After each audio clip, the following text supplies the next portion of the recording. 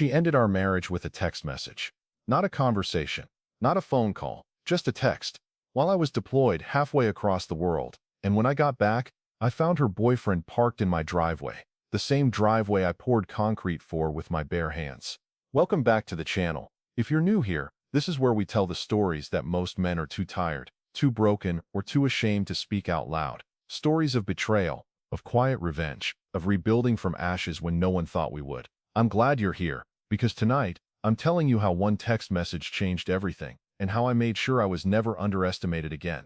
Before that message, my life was simple, not perfect, but grounded. I woke up at 5 a.m. every day. Not because I had to, but because the house was quiet then. I'd make coffee in the old chipped mug my daughter gave me, the one with the cartoon bulldog and the words "Best Dad Ever." The morning light would creep through the kitchen blinds, lighting up that worn tile I always said I'd replace. My wife would hum in the shower. She had this way of folding towels perfectly, the military way, tighter than I ever managed in basic. Our daughter would run into the kitchen barefoot, asking for pancakes even on weekdays, and I'd give in. Every time. There was love, or at least I believed there was. We didn't take fancy trips. We didn't post photos online. But I built her a deck out back with my own hands. I put solar lights on the walkway. I never forgot her birthday, not once. And when duty called, I packed my bag without complaining. Because that's what men like me do. We serve, we trust, we provide. So when I left for that deployment, I left with a full heart. I had no reason to doubt her, no reason to think that while I was dodging bullets, she'd be dodging my loyalty.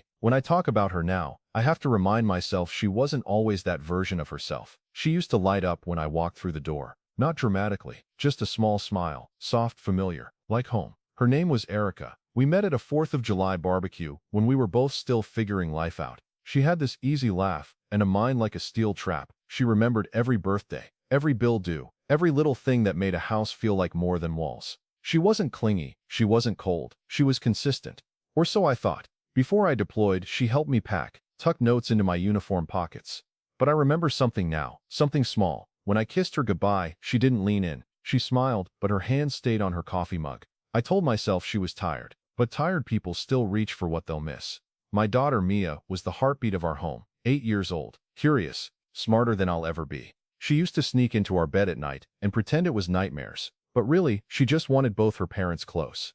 I kept a drawing she made in my pocket every deployment. Stick figures, spelling mistakes, hearts bigger than our roof. I fought for her. Every mile, every mission, it was her face I saw. Erica's mom used to bake me cornbread on Sundays. Her sister would send "thank you for your service" cards every Christmas. But after that text, the silence from them was louder than war zones. No one checked in. No one asked if I was breathing, like I'd never been part of their family, like I'd been edited out quietly. Only one man kept me grounded, Mark, my old neighbor. He was the one who sent the photo of my truck and the stranger stepping out of it. He didn't say much. He didn't have to. The look on his face said enough. That was the moment the fog lifted, and I saw it all for what it was. People assume it's the uniform that defines us. The medals, the posture, the yes or no ma'am. But for me, it wasn't about any of that. It was about keeping my promise, the one I made to my wife when I slipped that ring on her finger, and the one I made to myself the day my daughter was born.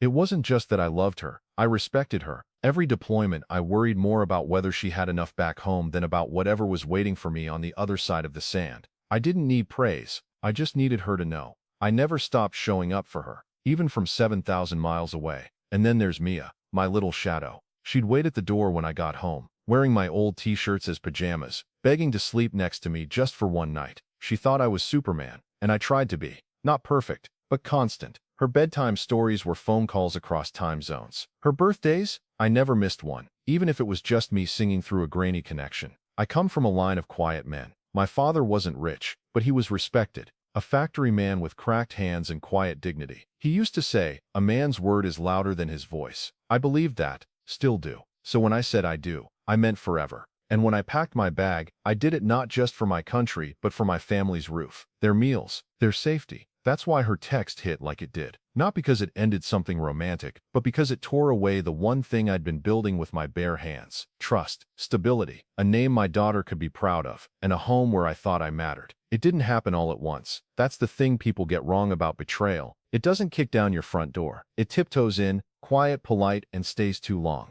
She stopped calling during my lunch breaks, said the time difference made it hard, But she used to wake up early just to hear my voice, even if it was just me describing the same desert sky again and again. Now her voice was clipped, her laugh shorter. She'd hang up before I said I love you. I thought she was tired or stressed. I gave her grace over and over. Then the bank notifications slowed. I used to see every grocery run, every Target trip for Mia's school stuff. But suddenly, silence. I'd send money like I always did, but she'd never mention it. One time I asked if she got it. She said, of course. Why wouldn't I? But something about the way she said it. It was like asking her had offended her. She used to end every call with "come back safe." Then it became, okay, gotta go. I told myself not to overthink it. Maybe I was just homesick. Maybe I was just reading too much into the silences between her sentences. One night, I called just to hear her voice. She didn't answer. A minute later, I got a text. Sorry, can't talk. At the gym. At 9:30 p.m., that wasn't like her. And she didn't send a follow-up. Not even a good night. I didn't know what was wrong. I just knew something wasn't right. Love doesn't disappear overnight, but it sure can vanish without a sound. Before all this, there was a version of her I used to race home to. I remember my second deployment. I came home in the dead of winter, beard overgrown, boots caked in dust. She met me at the airport in that ugly mustard-colored sweater she knew I hated, because it's what she wore the day I proposed. She ran to me. No cameras, no crowd, just tears, and arms that clung like she thought I'd disappear again. When Mia was born, we were broke. She sold her guitar, the one she'd had since high school, just so we could afford diapers and heat that first month. I remember holding her while she cried into my chest, ashamed that she couldn't do more. But I thought she was a warrior, and I promised right there in that one-bedroom apartment, I'd never let her feel small again. She stayed up through storms when I was deployed. She fought off her own family when they questioned why she was waiting for a man who might not come back. She waited, she prayed, she stood tall, and every time I came back, she greeted me like I was worth the wait. So when she started slipping away, I didn't want to believe it. I couldn't match the woman I remembered with the one who barely said goodnight anymore. I wasn't just losing a wife. I was losing the only person I ever believed would stay. It was a Wednesday. I remember that because it was supposed to be video call night. Mia had a school project she was excited to show me, a paper volcano. She'd even made little trees at the bottom. I was smiling, waiting for the call, and then my phone buzzed. It wasn't a video call. It was a message. Just text. No warning. No build-up. Just this. I think we both knew this was coming. I've filed for divorce. Don't make this harder than it needs to be. That was it. No explanation, no second message, just cold words from the woman I once built a crib with. I stared at the screen until it went dark, locked, lit up again. Still no new messages. I kept telling myself maybe she sent it by mistake. Maybe it was meant for someone else. But deep down, I knew. 5 minutes later, Mia called, all smiles, showing me her volcano through the screen. I smiled too. I told her it looked amazing. I didn't say a word about the message, because her world didn't deserve to fall apart just because mine had. She didn't yell. She didn't curse. She just ended our marriage like it was a business transaction. Filed, done, no room for appeal. Not with a fight, but with a text. I wasn't broken by the divorce. I was broken by how easy it was for her to send it, and how hard it was for me to read it. I didn't move for a while. Just sat there, legs stiff, phone still in my hand. Outside the tent, the wind kicked up the desert sand like it always did. Same routine, same dust, but everything inside me felt different. It's strange how a whole life can shift without a sound. One moment you're thinking about a volcano your daughter made, and the next you're wondering if the home you built still has a door with your name on it. I thought about our front porch. I installed every light fixture on that thing myself, painted it twice, even let Mia put her little handprints in the wet cement step. It was supposed to be our forever, and now I didn't even know who was stepping onto it. I sat there that night, staring at the nothing, not crying, not yelling, just breathing, wondering how the hell we got here, wondering if I missed something, or if she just changed. Have you ever had everything you built disappear in the middle of a normal day? No warning, no goodbye, just a text and silence. That night I didn't sleep, I didn't eat, I just replayed everything, from the first kiss to the last bill I paid, trying to figure out when love turned into paperwork. There are things I never told anyone, not because I was ashamed, but because when you love someone, you carry their weight without needing to be seen. 3 years before that deployment, she lost her job. Mia was still in preschool. Money was tight. I picked up double shifts, sold my truck, took out a loan in my name, not just for the bills, but to pay off her credit card debt she never wanted her family to know about. I never told a soul, not even her sister. I told her, we're a team. Your mess is my mess now. And I meant it. There was also that night, the one I never bring up. A message popped up on her phone. I saw a name I didn't recognize. I asked once, calm, not accusing. She said it was a friend from work, looked me in the eye and called me paranoid. I let it go, not because I believed it, but because I didn't want to lose her over a maybe. On our 5th anniversary, I told her, you'll never have to fight alone. Even on the days I'm not home, you'll never be without me. I kept that promise, even when she forgot it was ever made. That's the thing about betrayal. It's not just about what someone did. It's about everything you gave them that they acted like never mattered. I wasn't mad that she left. I was broken that she left with everything I gave and acted like I never gave anything at all. I hadn't said a word since the text. I didn't call her, didn't respond, didn't ask for an explanation. I just waited, watched. That's when Mark, my neighbor, sent the photo. There it was, my driveway, and parked in it, a black pickup that didn't belong. A man getting out like he owned the place. Keys in his hand. Grocery bags slung over his shoulder like this was his routine. Not a visitor. A resident. He walked in through my garage. The one I built shelves in. The one that still had my tools, my uniforms, my name written in dust on a plastic bin. He walked in like I never existed. I didn't send her a message. I didn't ask who he was. I didn't demand to know how long it had been going on. I just watched and waited. 3 days after Mia's call, I made my first call. Not to her, to my lawyer, the same man who handled our mortgage paperwork back when I still believed in forever. I asked for account statements, property title documents, pulled transaction history from the past 6 months, cross-referenced every charge with receipts I'd been keeping since deployment began. Quiet things, boring things, but they told me everything I needed to know. 2 withdrawals I didn't authorize, a transfer into an account I'd never seen, furniture expenses, new linens, a gym membership I wasn't paying for until I was. I didn't yell. I didn't show up at the house. I didn't call my brother and vent. I went silent, not because I was weak, but because I was done performing. She mistook my quiet for absence, thought if she replaced me fast enough, I wouldn't find my way back. But I wasn't gone. I was documenting. You can scream and still be powerless. But a man with paperwork, patience,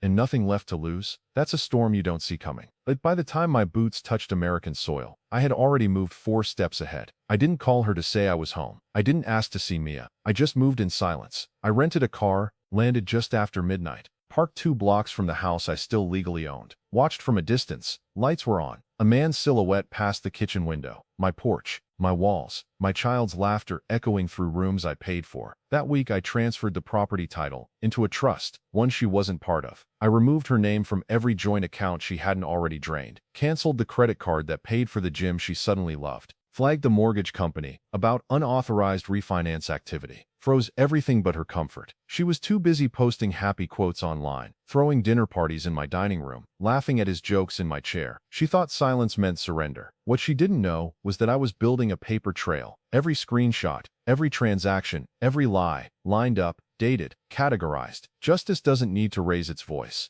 I even kept answering Mia's calls, like nothing had changed, never asking questions, never mentioning what I knew. I was polite, present, because I wasn't just reclaiming property. I was reclaiming peace. They didn't hear the locks changing. They didn't see the letters being filed. They laughed under a roof they thought was theirs. But storms don't knock. They just arrive. One night, I sat outside the house in the rental car. Engine off, street quiet. I watched the lights go out in the bedroom that used to be mine. And I asked myself, why am I still here? Why am I fighting to hold on to something that already spit me out? Maybe I should have walked away. Let them have the bed, the fridge, the porch lights I installed one summer with sunburned hands. Let them have the lie they built on my back. Because the truth is, revenge is clean on paper. But in real life, it's exhausting. You become someone you don't recognize. A man with folders instead of feelings. A man who watches instead of sleeps. I thought about Mia. Her laugh. Her tiny drawings on the fridge that probably got tossed when they redecorated. I wondered if she noticed that Daddy's voice was different now. Quieter, harder. Was I trying to protect what was mine? Or was I just trying to hurt someone who forgot how much I bled to keep them safe? I didn't have an answer. I still don't. All I knew in that moment is that silence doesn't always feel like peace. Sometimes it feels like a man burying the part of himself that used to believe in people. There's always a moment, a line they cross, not because they're brave, but because they think no one's watching anymore. It was a video. Her friend posted it. Some birthday party at my house. Balloons, candles, wine glasses clinking over a granite countertop I installed myself.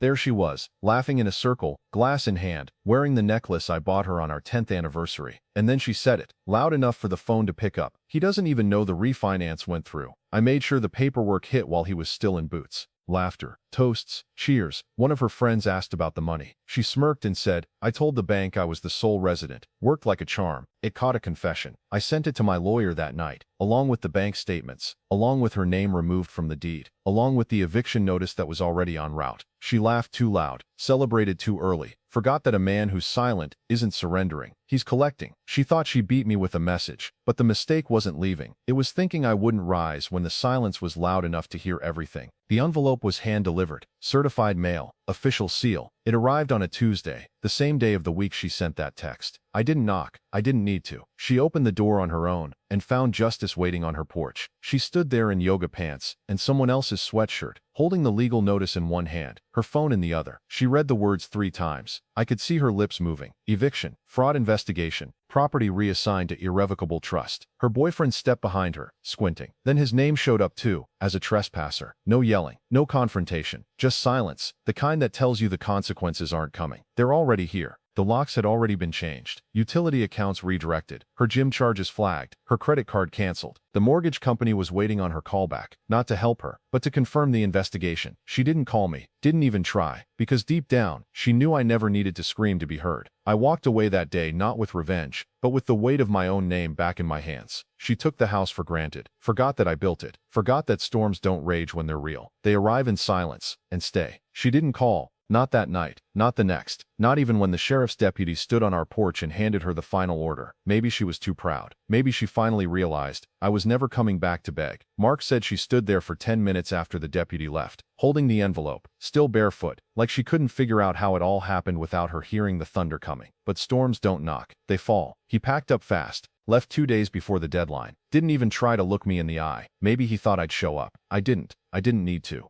Her sister unfriended me online. Her mom, the one who used to bake me cornbread, didn't even send a message, not even a fake one. Funny thing is, I wasn't angry about that. I realized I'd been the outsider all along. Polite, useful, disposable. Mia still calls, still sends drawings, still asks when we'll make pancakes again. I tell her, soon baby girl, daddy's just cleaning up a mess. And one day, when she's ready, I'll tell her the truth, not to hurt her, but so she never lets anyone mistake her silence for weakness. They didn't scream, didn't protest. They just watched the door close behind everything they thought was theirs. And the loudest sound was the look in their eyes when they realized I was the one who left the light on, and they no longer had the key. I used to think silence meant absence, that if you didn't fight loud, you weren't fighting at all. But now, I know better. I left home a man who trusted too easily, thought loyalty meant protection, that if I gave enough, it would be enough. I was dependable, predictable, safe, and they thought that meant I'd stay silent forever. Now, I don't offer explanations, I don't open doors I didn't lock, and I don't hold space for people who only loved me when I was useful. I'm not bitter. I'm awake. I see people differently. I ask fewer questions. I watch longer. And I've learned that peace doesn't come from being understood. It comes from understanding who no longer deserves your story. Mia is still my reason. That hasn't changed, but how I protect her now, it's not just from danger, it's from the kind of softness that lets wolves in the front door. I used to build houses for love. Now, I build boundaries. I used to wait on people to come back. Now I close doors behind me. Gently but fully. She sent a text to end a marriage, but all she did was wake up a man who'd forgotten just how strong his silence could be. There was one thing I never took off during deployment: my wedding ring. Even when my hands were cracked, even when the heat made metal burn, I wore it. Not because I believed she needed the reminder, but because I did. It reminded me why I was out there, what I was coming home to, or what I thought I was coming home to. The day I got her text, I twisted that ring around my finger for hours, not out of habit, out of disbelief. I wore it through silence, through legal meetings, through every quiet step I took toward reclaiming what was mine. And then, after the house was emptied, after the locks changed, after I walked through what used to be our bedroom, now stripped of memory, I took it off. I didn't throw it. I didn't burn it. I left it in the top drawer of her nightstand, right next to the framed photo of our wedding day, the one with dust creeping into the corners. No note, no voice message, just the ring sitting there like a period at the end of a story she never thought I'd finish. She sent me a text to end it. I gave her back the ring, not to reopen the door, but to remind her who closed it. The day I left the ring in that drawer, I didn't look back. I walked down those steps, closed the front door behind me, and heard the sound it made, that slow, soft latch, like the house itself was ready to move on. There was no last fight, no apology, just the echo of everything I gave, and everything she lost. I don't hate her, I just don't carry her anymore. And sometimes, that's the cleanest kind of justice there is. I've asked myself that question more times than I can count. Was I wrong to protect what was mine? Some would say I should have walked away. That peace means letting go. That real strength doesn't need to prove itself. But what do you do when the home you built becomes a stage for someone else's lie? When silence becomes the only voice you have left? And justice isn't loud, it's just long overdue. What would you have done? Would you have handed over the keys and called it growth? Or would you have fought quietly to keep your name from being erased? I didn't burn anything. I didn't break anything. I just took back what I paid for and gave them the silence they gave me. They thought I'd do nothing, that I'd sit in a tent across the world while they rewrote the story without me. That silence meant surrender. But I wasn't quiet because I was weak. I was quiet because I knew eventually they'd hand me the rope themselves. I didn't scream. I didn't chase. I just waited until everything they stole collapsed in their hands and the only sound left was my name, still on the deed. No one else needs to tell this story. Not her. Not him. Not the neighbors who watched from behind their curtains. Because I was the one who stayed. I was the one who saw it happen in real time. Not through windows, not through gossip, but through silence, through screens, through every empty goodnight that used to mean something.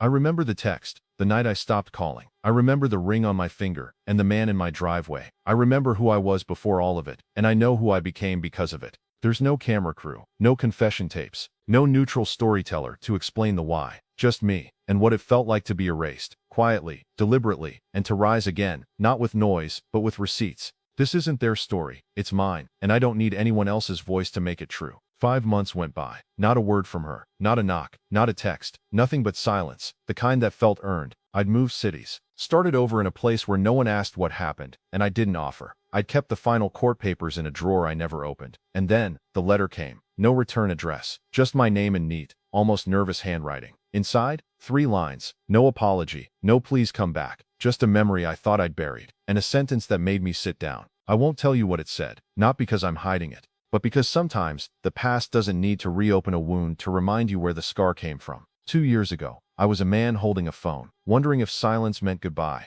Today I know silence is just another word for closure, if you're the one who chose it. Now let me ask you something. What would you have done if the person you protected, the one you paid for, fought for, bent over backwards to hold together, turned around and replaced you while you were still praying for them? Let the silence ask too. Would you have fought back or just walked away? What do you do when the people you fed with your own hands turn around and starve you on purpose? There's no perfect ending to stories like this, only the version that lets you sleep at night. Mine was quiet, unforgiving, and honest. Tell me below, have you ever been left out of your own life story? Ever handed over everything, only to be treated like nothing? Share your story, speak your truth, and if you're still rebuilding, subscribe, because we don't chase noise here, we build from the silence.